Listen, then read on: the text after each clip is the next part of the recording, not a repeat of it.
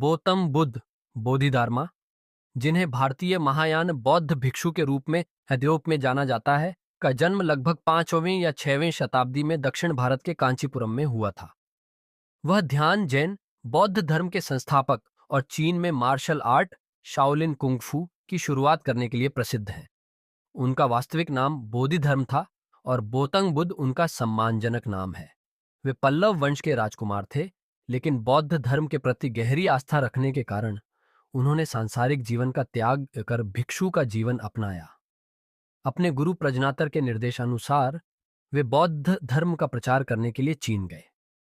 चीन में उन्होंने ध्यान साधना, ध्यान योग और बौद्ध धर्म की एक नई विधि प्रस्तुत की, जो बाद में चान जैन के नाम से प्रसिद्ध हुई। उन्होंने ध्यान पर आधारित बौद्ध शिक्षाओं पर बल दिया, जो आत्मज्ञान और आत्म प्राप्ति के मार्ग पर केंद्रित थी। उन्होंने लघु ध्यान और लंबे ध्यान के रूप में ध्यान की तकनीकें सिखाईं, जिनका लक्ष्य बोधिसत्व को प्राप्त करना था। बोधि धर्म के बारे में कई कहानियां और किंवदंतियां हैं। कहा जाता है कि उन्होंने 9 साल तक एक गुफा में ध्यान किया था और उनका ध्यान इतना गहन था कि उन्होंने दीवार की ओर मुंह करके साधना की, जिससे ध्यान भंग न हो।